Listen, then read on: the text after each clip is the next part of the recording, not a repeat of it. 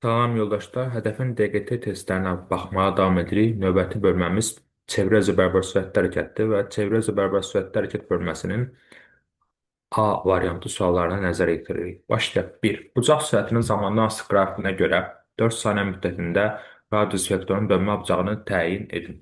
Dönmə bucağı f hərfi ilə işarə olunur və bucaq sürətinin zamanı hasilinə bərabərdir. Burada düsturumuz hasil olduğundan biz fiqron sahəsinə baxacağıq. Yəni, bucaq səthin zamanı asılı qrafikində yaranan fiqron sahəsi bizə dönmə bucağının qiymətini vermiş olacaq. Bu da gördüyüm qədərilə düz bucağı, üç bucaqdır və bunun sahəsini tapanda katetləri, bir kateti 8, digər kateti 4-dür. Katetləri bir-birinə vurub bölürük 2-yə. Bu da bizə neçə verəcək? 32 bölünsün 2, yəni 16. Deməli, dönmə bucağının qiyməti 16 radyana bərabərdir.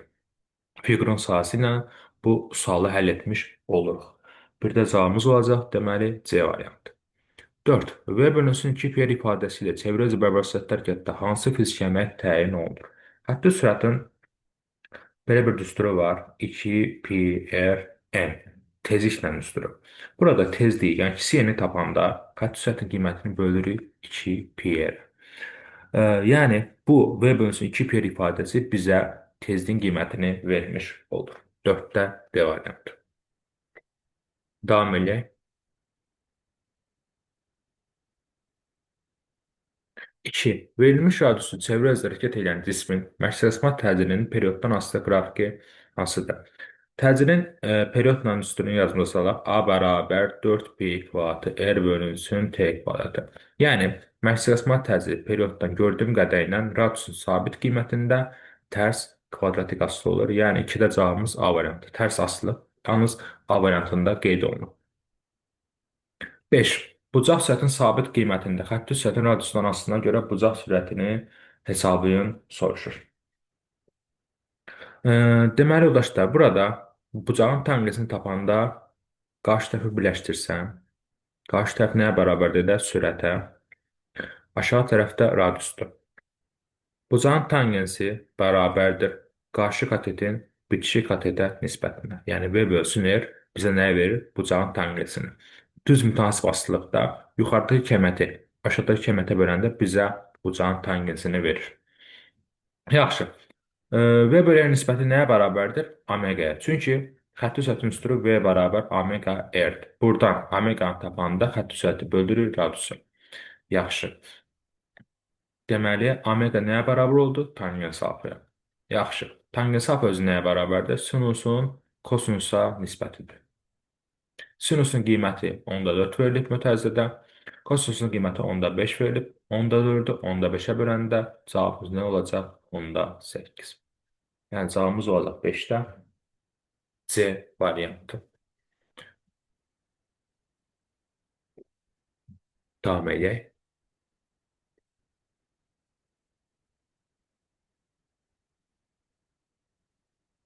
3. Şəkildə sabit radiusu çevrə üzrə hərəkət edən mat nöqtənin sürətinin fırlanan perioddan asılı qrafik verilmişdir. Çevrənin radiusunu hesablayın.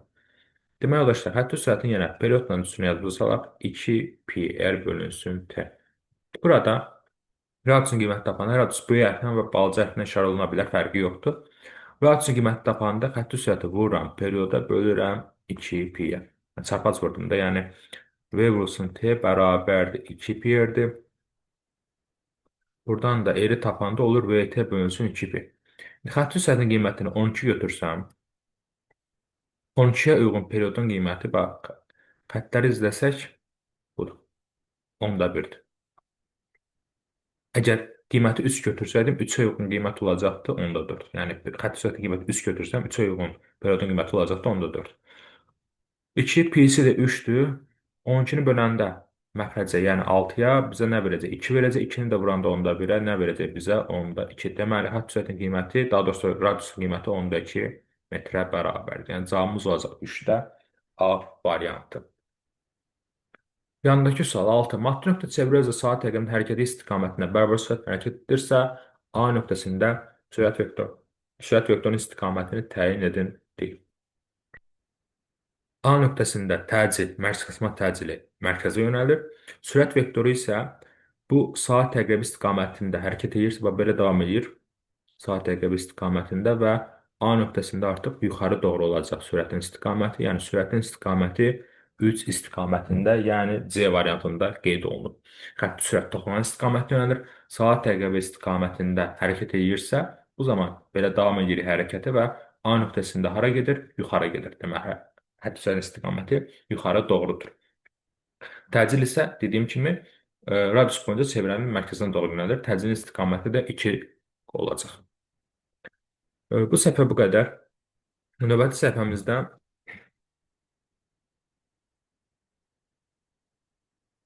7-ci sualdan başlayırıq. Saatın dəqiqə əqrəbi 3 saat müddətində neçə dövr eləyər? Aha. Əvvəlcə biz burada saatın dəqiqə əqrəbi bizdən soruşur və bunun periodunu bilməliyəm. Saatın dəqiqə əqrəbinin periodu 1 saatdır. Yəni dəqiqə əqrəbinin 1 tam dövrünə 1 saat sərf olunur. Zamanı da bizə verir 3 saat. Dövrü tapanda zamanı bölürük perioda, yəni 3 saatı bölürük 1 saata, onun nisbət neçə olacaq? Elə 3 olacaq. Yəni cavabımız olacaq 7-də B variantı. 12. Verilən qrafikə uyğun olaraq periodu hesab edilir. Əvvəlcə buradan bucaq sürəti tapanda bucaq sürəti bərabər dönmə bucağı və yaxud dönmə bucağının dəyişməyə bölünsün zaman.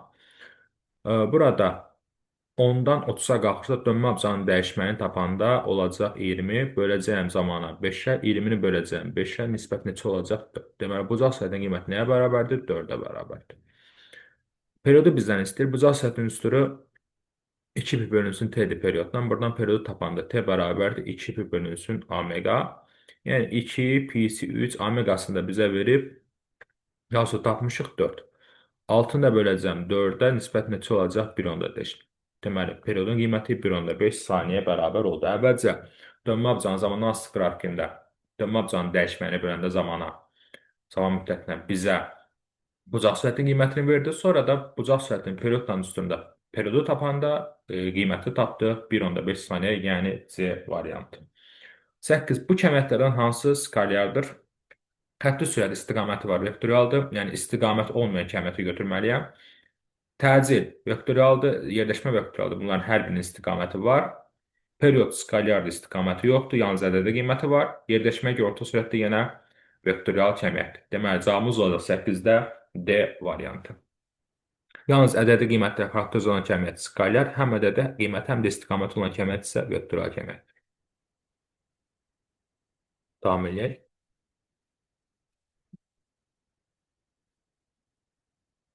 13. Eyni radius çevrələrlə bərabər sürətdə hərəkət edən iki maddi nöqtənin dörtmə periodlarının nisbəti 4-dür. Nöqtələrin eyni zaman müddətində getdikləri yollar arasında hansı münasibət olmalıdır? Yol bərabərdir sürət vurulsun zaman. Burada sürətin yerinə üstür yazıram. 2 pi r bölünsün t, perioddan üstürü. Onda yolun üstürü olacaq 2 pi r vurulsun t bölünsün t. Gördüyüm qədərilə eyni radiusdur. Radiuslar eynidir. Sonra deyir ki, sənə eyni zaman müddətidir. Zamanlar da eynidir. Radius da eynidir. Zaman da eynidirsə, yol perioddan görürəm ki, tərs asılıdır. Ona görə də T1 bölü T2 nisbəti bərabər olacaq nəyə? Tərs asılılıq. Yerlər dəyişdi. L2 bölü L1 nisbəti. Və T1 bölü T2 nisbəti 4-dürsə, L2 bölü L1 nisbəti nəyə bərabər olur? 4-ə bərabər olur. Burada artıq yerləri dəyişdim. T1 bölü T2 nisbəti bərabərdir. Tərs asılı olduğu üçün L2 bölü L1-ə. Buradan da T1 bölü T2 nisbəti 4-dürsə, deməli L2 bölü L1 nisbəti tərs çevirdiyim L2 bölü L1 nisbəti 4-ə bərabərdir. Buradan da L2-ni tapanda olacaq nə? 4 L1-ə. Yəni cavabımız olacaq 13-də A variantı. 9. Saatın saniyə əqrəbinin dörtmə periodu nə qədərdir? Saatın saniyə əqrəbi, yəni 1 tam dövrünə sərf etdiyi vaxt 60 dəqiqə yox, 1 dəqiqədir. Yəni cavabımız olacaq 9-da D variantı. Saatın saniyə əqrəbinin dörtmə periodu 1 dəqiqəyə bərabərdir. Yəni 1 tam dövrünə 1 dəqiqə sərf olunur. Period nə idi? 1 tam dövrə sərf olunan zamandır. Dəqiqə əqrəbinin fırlanma periodu, dörtmə periodu 1 saatdır, yəni 60 dəqiqədir. Saat əqrəbinin periodu isə 12 saata bərabərdir. Yerin uzaq ətrafında fırlanma periodu 24 saat, günəş ətrafında fırlanma periodu isə 1 ilə bərabərdir. Onlarda çox istifadə olunmur. Əsas istifadə olunanlar Saat əqrəbi, dəqiqə əqrəbi və saniyə əqrəbi, dəqiqə əqrəbi və saat əqrəbinin periodlarıdır. Onlar çox istifadə olunur məsələlərdir. Davam edək. 14. Maddi nöqtənin radiusu 20 sm olan çevrə üzrə fırlanması zamanı getdiyi yolun zamandan asılığı s bərabər 4D qanunu ilə dəyişir. Onun mərsəsma təcini hesabla s bərabər 4D nəyə oxşayır elə? S bərabər VT düsturudur da. Yəni burada t-nin əmsalı olan 4 bizə sürətin qiymətini vermiş olur. Yəni sürət 4-ə bərabərdir. Radiusun qiymətini də 20 sm verirsə metrə çevirəndə 100-ə bölürəm olur 0,2 metr. İndi bizdən nəyi istəyir? Bizdən istəyir məşləşmə təcini. Məşləşmə təcinin sürət və radiusdan üstürü A bərabərdir V kvatı bölünsün R. Yəni 4-ün kvatı bölünsün radiusun qiymətinə 10-da 2-yə. 16-nı böləcəyəm 10-da 2-yə. Nisbət neçə olacaq? 160 bölünsün 2. Hər tərəf 10-a vurdum. Oldu 80. Deməli, təcinin qiyməti 80 metr bölü saniyə kvata bərabərdir. Davam edək. Və son üç sualımız, A variantında son üç sualımız. Son üç sualımız 10. Saatın dəqiqə əqrəbinin 30 dəqiqə ərzində getdiyi yolu təyin edin. Əqrəbin uzunluğu 20 sm-dir. Cavab kartı verilib, bunun önəmi yoxdur. İndi dəqiqə əqrəbinin dediyi üçün periodunu yazıram. 1 saat, yəni 60 dəqiqə. Zaman da bizə nəyə bərabərdir? 30 dəqiqəyə. Buradan yolu taparam. Yol bərabərdir. Zaman bölünsün period. Yəni 30-u böləcəm 60-a. Hər tərəf dəqiqə olduğu üçün yazmaya ehtiyac yoxdur. Oldu 2 dəvr. Deməli, yarım dövr eləyib 2 dəvr dövrdür. Onda əqrəbin uzunluğu deyir ki, 20 sm-dir. Getdiyi yolu tap. Əqrəb uzunluğu ilə radiusa bərabərdir. Yəni radiusu 20 sm-dir. Onda yolu tapanda çevrənin uzunluğu 2 pi-yə vururam dövr sayını. Yəni yolun üstü nə idi? 2 pi-yə. Dövr sayı 2 dəvr olduğu üçün, yəni yarım dövr etdiyi üçün 2 pi-yə böləcəyəm nəyə? 2-yə. Yəni yarısını gedib. Çevrənin uzunluğu 2 pi-dir. Yarısını getdiyi üçün nəyə bərabər oldu? Elə pi-yə. Pi-si 3-dür. Eri də, yəni əqrəbin uzunluğu da 20 sm-dir. Metrə çevirəndə olur 10-da 2. Yox, daha doğrusu santimetrlə ifadə edin dediyi üçün elə çevirməyə ehtiyac yoxdur. Buna fikir verək, yəni cavab düzgün gəlsin deyə. Əqrəbin uzunluğu 20 sm olduğu elə 20 yazıram yerə. Olacaq 3 vur 20, yəni 60 sm. Cavabı santimetrlə ifadə ilə deyil. Buna fikir vermək lazımdır. Onda cavabımız olacaq 60. 11. 48 saat ərzində yer öz ətrafına fırlananda neçə dövr edir? Zaman 48 saata bərabərdir. Yerin öz ətrafına fırlama periodu 24 saatdır. Bunu dövrü tapanda nə edirəm? Zamanı bölürəm. Perioda 48-i bölürəm 24-ə, nisbət neçə olacaq? 2. Deməli, cavabımız olacaq 11-də B variantı. Gəldik sonuncu sualımıza 15-ə. Şəkildə çevrə üzrə bərabər sürətli hərəkətdə bucaq sürətinin zamandan asılı qrafiki göstərmişdir. 6 saniyə ərzində radius vektorunun dönmə bucağını deyir hesabı. Bucaq sürətinin zamandan asılı qrafiki verilib və dönmə bucağını tapanda bucaq sürətini vururam zamana, yəni hasil olduğu üçün fiqurun sahəsinə baxıram.